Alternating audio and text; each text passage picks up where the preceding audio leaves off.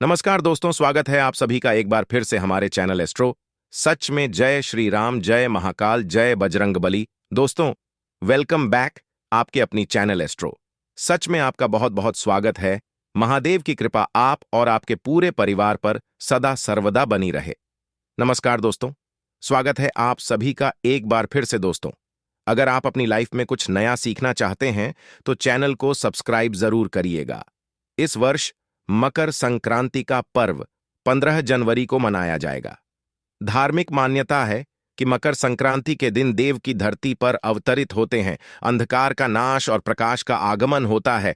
तो शुभ योगों में आई इस मकर संक्रांति पर दोस्तों, तुलसी के पौधे में बांध देना, यह एक चीज 1000 गुना होगी। धन में वृद्धि इसके बिना तुलसी का पौधा अधूरा होता है। भगवान श्री कृष्ण ने स्वयं की थी तुलसी की पूजा और बताया था यह रहस्य। दोस्तों, आप सभी को मकर संक्रांति की हार्दिक शुभकामनाएं। राधे राधे, जय श्री कृष्ण। जब सूर्य भगवान धनु राशि को छोड़कर मकर राशि में प्रवेश करते हैं तो इसी दिन को मकर संक्रांति के रूप में मनाया जाता है। संपूर्ण भारत में मकर संक्रांति को बहुत ही हर्ष और उल्लास के साथ साथ मनाया जाता है। वैसे तो इस बार मकर संक्रांति 15 जनवरी को पड़ रही है। हिंदू कैलेंडर के हिसाब से कई लोग कह रहे हैं कि 14 तारीख को पड़ रही है, परंतु आपको बता दें कि कई बार मकर संक्रांति 12 और 13 को भी पड़ी है। हिंदू कैलेंडर देखे तो इस बार 15 जनवरी को पड़ रही है। इसी के साथ आपको बता दें कि मकर संक्रांति हमारे लिए बहुत ही महत्वपूर्ण है, क्योंकि मकर संक्रांति के दिन कुछ ऐसे उपाय होते हैं, अगर उनको कर लिया जाए तो हमारे जीवन की जन्म जन्मांतर की गरीबी खत्म हो जाती है। दोस्तों, ध्यान दीजिएगा, मकर संक्रांति के दिन माता लक्ष्मी की पूजा होती है, भगवान विष्णु की पूजा होती है, सूर्य भगवान की पूजा होती है और भगवान शनिदेव की पूजा होती है। मकर संक्रांति के दिन पतंग उड़ाई जाती है, क्योंकि मर्यादा पुरुषोत्तम भगवान श्री राम ने मकर संक्रांति के दिन ही पतंग उड़ाई थी। उसके बाद से ही यह त्योहार मनाया जाता है और पूरे देश में इस त्योहार को मनाया जाता है। हिंदू धर्म की मान्यताओं के हिसाब से भगवान विष्णु ने संपूर्ण असुरों का संहार कर दिया था। संपूर्ण असुरों का अंत करके उनके सिर को मंदार पर्वत में दबा दिया था और युद्ध की समाप्ति की घोषणा की थी। दूसरी कहानी बताई गई है, वह है पवित्र गंगा नदी को लेकर के। जैसा कि आपको पता ही है कि गंगा को मां की संज्ञा दी गई है। माना जाता है कि मकर संक्रांति के दिन ही गंगा मैया धरती पर अवतरित हुई थी। क्लब कुल मिलाकर समझ लीजिए कि मकर संक्रांति का दिन बहुत ही पवित्र दिन है, बहुत ही शुभ कार्य दिन है और बहुत ही कल्याणकारी दिन माना जाता है। इसलिए दोस्तों, आपको हिंदू पुराणों के बारे में एक एक जानकारी अवश्य होनी चाहिए। बहुत ध्यान दीजिएगा, मकर संक्रांति के दिन एक ऐसा दिन होता है जिस दिन भगवान विष्णु की माता लक्ष्मी की पूजा आराधना की जाती है, क्योंकि मकर संक्रांति का दिन एक ऐसा दिन होता है जिस दिन अगर आप सही समय पर पूजा पाठ उपाय कर लेते हैं तो आप एक साथ सूर्य भगवान शनिदेव, माता लक्ष्मी, भगवान विष्णु को प्रसन्न कर सकते हैं। इससे आपके जीवन की जन्म जन्मांतर की गरीबी हमेशा हमेशा के लिए चली जाएगी। आपके जीवन से कष्ट हमेशा के लिए चला जाएगा, दुख हमेशा के लिए खत्म हो जाएगा, आपका दुर्भाग्य भाग्य में बदल जाएगा। इसलिए दोस्तों, अगर आप भी चाहते हैं कि माता लक्ष्मी और भगवान विष्णु का आपको आशीर्वाद मिले तो कमेंट बॉक्स में सबसे पहले लिख दीजिए, माता लक्ष्मी की जय। दोस्तों, मकर संक्रांति के बारे में हमने आपको कुछ साधारण सी बातें बता दी जो आपको जाननी जरूरी थी। अब जो आपको हम जानकारी देने जा रहे हैं वह ऐसी जानकारी है जो आपके जीवन को बदल करके रख दें। कि अब मान लीजिए आपके पास पैसा आता है, परंतु पैसा एकता नहीं है। दूसरी तरफ आप थक चुके हैं मेहनत कर करके, परंतु आपको उसका फल नहीं मिल पा रहा है। आप प्रतिदिन मेहनत करते हैं परंतु आपका काम होते होते रह जाता है, तो आप यह मान के चलिए आपके पीछे दुर्भाग्य पड़ा हुआ है। एक बात और जान लीजिए दोस्तों, संपूर्ण दुनिया ज्योतिष शास्त्र पर टिकी हुई है, जिसकी वजह है जब आपके ग्रहों की चाल आपके लिए अच्छी होगी तब आपके जीवन में सब कुछ अच्छा होगा। जब आपके ग्रहों की चाल आपके खिलाफ खड़ी होगी तब आपके साथ सब कुछ बुरा होगा। साथ ही साथ शनिदेव की दृष्टि अगर आपके लिए अच्छी है तो मान के चलिए आपका राहु केतु भी अच्छा हो जाएगा, आपके राहुल की चाल भी आपके लिए अच्छी हो जाएगी। माता लक्ष्मी का अगर आपको आशीर्वाद मिल गया तो आपके घर में धन आना चालू हो जाएगा। अगर भगवान विष्णु का आशीर्वाद मिल गया तब तो मान लीजिए आपके जीवन में कष्ट आ ही नहीं सकता। इसलिए दोस्तों, आपको जो हम क्रिया बताने जा रहे हैं वह आपको बताई जाएगी 15 जनवरी के हिसाब से, क्योंकि हिंदू पुराणों और ग्रंथों के हिसाब से देखें तो 15 को पढ़ने वाली मकर संक्रांति बहुत ही शुभ और कल्याणकारी है। इस दिन की गई साधना आपके जीवन की गरीबी, परेशानी, कष्ट को खत्म कर सकती है। तुलसी का पौधा तो प्रत्येक हिंदू घर में होता है, लेकिन बहुत कम लोग तुलसी के संबंध में शास्त्रों में बताए गए महत्वपूर्ण नियम नहीं जानते हैं। तुलसी की पूजा कैसे करनी चाहिए, तुलसी को जल कैसे देना चाहिए, तुलसी के पास कौन सी वस्तु को रखना शुभ होता है आदि कई महत्वपूर्ण नियमों का पालन करना आवश्यक होता है। इसके अलावा अगर आप तुलसी के नीचे यह एक चीज बांध देते हैं तो आपको मां तुलसी का ढेर सारा आशीर्वाद मिलता है और आपके घर में मां लक्ष्मी का सदैव ही निवास रहता है। दोस्तों, तुलसी का पौधा घर में होना परिवार के प्रत्येक सदस्य के लिए लाभकारी होता है। यह पौधा हर प्रकार से उपयोगी होता है। पुराणों के अनुसार तुलसी में देवी लक्ष्मी का वास होता है और नियमित रूप से इस पौधे की पूजा करने से लाभ भी अवश्य मिलता है। लेकिन यदि आप तुलसी को घर में रखने के साथ ही उसके नीचे यह एक चीज बांध देते हैं तो आपको तुलसी लगाने का कई गुना अधिक फल प्राप्त होता है, क्योंकि इस एक चीज के बिना तुलसी अधूरी मानी जाती है। यह चीज तुलसी को संपूर्ण बनाती है, इसीलिए शास्त्रों में इसका सबसे अधिक महत्व बताया गया है। दोस्तों, भारत में ही नहीं बल्कि संसार के अधिकतर देशों में तुलसी को बहुत ही गुणकारी पौधा माना गया है। इस पौधे में अनेक औषधीय गुण होने के साथ ही इसका आध्यात्मिक तौर पर भी बहुत महत्व बताया गया है। प्रत्येक धार्मिक अनुष्ठान हो अथवा कोई पूजा हो, उसमें तुलसी का प्रयोग अवश्य किया जाता है। विष्णु पुराण में तुलसी को भगवान विष्णु की पत्नी कहा गया है। इसी कारण से तुलसी जगत जननी है। तुलसी को समस्त देवी देवताओं से वरदान प्राप्त है, जिससे तुलसी के पत्र को अमृत के गुणों से युक्त कहा गया है। जिस स्थान पर तुलसी का पौधा होता है उस स्थान पर ब्रह्मा, विष्णु और महेश यानी कि त्रिदेव का निवास होता है और तुलसी की पूजा करने से सभी पाप उसी प्रकार से नष्ट हो जाते हैं जैसे सूर्य के उदय होने पर रात्रि का अंधकार नष्ट हो जाता है। शास्त्रों के अनुसार जिन घरों में तुलसी का पौधा सदैव ही हरा भरा रहता है उस घर में सुख, शांति और समृद्धि बनी रहती है। भगवान विष्णु की पूजा में और उन्हें चढ़ाए जाने वाले भोग में तुलसी के पत्र अवश्य होने चाहिए, क्योंकि तुलसी पत्र के बिना भगवान विष्णु किसी भी प्रकार का भोग स्वीकार नहीं करते हैं। इसीलिए प्रत्येक घर में तुलसी का पौधा अवश्य होना चाहिए। अगर आपके घर में तुलसी है तो सुख, शांति और समृद्धि के लिए तुलसी मां को चुनरी अवश्य चढ़ानी चाहिए। अक्सर लोग घर में तुलसी का पौधा तो लगा देते हैं, लेकिन उनसे यह गलती हो जाती है कि वे तुलसी मां को चुनरी नहीं चढ़ाते हैं, जिसके कारण उन्हें तुलसी लगाने का शुभ फल प्राप्त नहीं हो पाता है। हमेशा ध्यान रहे कि तुलसी का पौधा चुनरी के बिना अधूरा होता है। तुलसी केवल एक पौधा नहीं है, बल्कि वह देवी है, विष्णु पत्नी है। उन्हें हम अपनी माता मानते हैं, इसीलिए तुलसी को चुनरी अवश्य ही चढ़ानी चाहिए। इससे पति पत्नी में प्रेम और विश्वास बढ़ता है। घर में रहने वाली महिलाएं सदा सुहागिन और सौभाग्यशाली रहती हैं।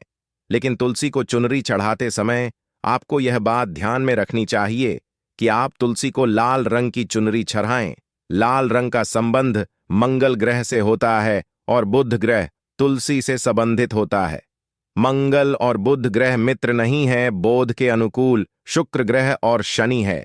इसीलिए तुलसी पर लाल चुनरी कभी नहीं चढ़ानी चाहिए। आप तुलसी पर हरे रंग की, पीले रंग की अथवा नीले रंग की चुनरी चढ़ा सकते हैं, लेकिन कई लोग पुरानी फटी हुई चुनरी तुलसी पर बांध देते हैं। ऐसा करना भी अशुभ होगा। तुलसी पर नई चुनरी ही बांधनी चाहिए। तुलसी पर चुनरी बांधने के लिए एकादशी का दिन सर्वोत्तम होता है। आप किसी भी एकादशी के दिन नई चुनरी लाकर उसे तुलसी के पौधे में बांध दें। इसके आपको कई गुना अधिक लाभ प्राप्त होंगे। तुलसी को बिना चुनरी के कभी ना रखें। अगर चुनरी पुरानी हो जाए तो चुनरी को एकादशी के दिन ही बदलना चाहिए। दोस्तों, तुलसी का विवाह भी अवश्य करना चाहिए। इससे मनुष्य के सभी दुखों का अंत होता है और सांसारिक जीवन सुखमय बीतता है। दोस्तों, कुछ लोग जाने अनजाने में तुलसी के पास ऐसी चीजें रख देते हैं जिससे तुलसी का अपमान होता है। तुलसी का पौधा बहुत ही संवेदनशील होता है। इसकी अच्छी तरह से देखभाल करनी पड़ती है, तभी इसके शुभ फल प्राप्त होते हैं। इसीलिए तुलसी के पौधे के पास आपको अपने मुख से अपशब्द नहीं बोलने चाहिए। तुलसी के पास आज भूल से भी जूते चप्पल अथवा झाड़ू पोछा नहीं रखना चाहिए। इसे पाप माना गया है। जहां पर तुलसी का पौधा हो उस स्थान के आसपास थूकने से घोर अनर्थ होता है। तुलसी के पास जल से भरा हुआ पात्र भी नहीं रखना चाहिए। उसी के पौधे के पास दीपक जलाने के बाद दीपक को वहां से हटा देना चाहिए, क्योंकि तुलसी के नीचे बुझा हुआ दीपक रखना अशुभ माना जाता है। जिस स्थान पर भी तुलसी का पौधा होता है उस स्थान को हमेशा ही स्वच्छ रखना चाहिए। इसीलिए नियमित रूप से तुलसी के पौधे का पास साफ सफाई का ध्यान रखें। तुलसी के पौधे में शिवलिंग और गणेश जी की प्रतिमा नहीं रखनी चाहिए। साथ ही तुलसी के गमले में अन्य किसी भी प्रकार का पौधा भी लगाना अशुभ होता है। तुलसी के पौधे के पास कपड़े भी नहीं सुखाने चाहिए, अन्यथा कपड़ों से गंदा पानी तुलसी के पौधे पर गिर सकता है। ध्यान रहे, तुलसी के पौधे को नाखून से नहीं तोड़ना चाहिए, इससे तुलसी का अपमान होता है। यदि तुलसी के पत्ते सूख कर गिर जाते हैं तो उन्हें कचरे में नहीं फेंकना चाहिए। उन पत्तों को आप तुलसी की मिट्टी में दबा दें। रविवार के दिन तुलसी के पत्ते नहीं तोड़ना चाहिए और रविवार को तुलसी को जल भी नहीं चढ़ाना चाहिए। बाकी अन्य दिन नित्य बिना चुके तुलसी को सुबह जल देना चाहिए और शाम के समय एक दीपक जलाना चाहिए। अक्सर महिलाएं स्नान के बाद अपने बाल खुले रखकर ही तुलसी को जल देती है। ऐसा करना गलत होता है। महिलाओं को हमेशा ही अपने बाल बांधकर माथे पर सिंदूर लगाकर ही तुलसी में जल देना चाहिए। इससे तुलसी का आशीर्वाद प्राप्त होता है। घर में तुलसी का पौधा लगाते समय ध्यान रहे कि आप इसके लिए गंदी मिट्टी का उपयोग ना करें।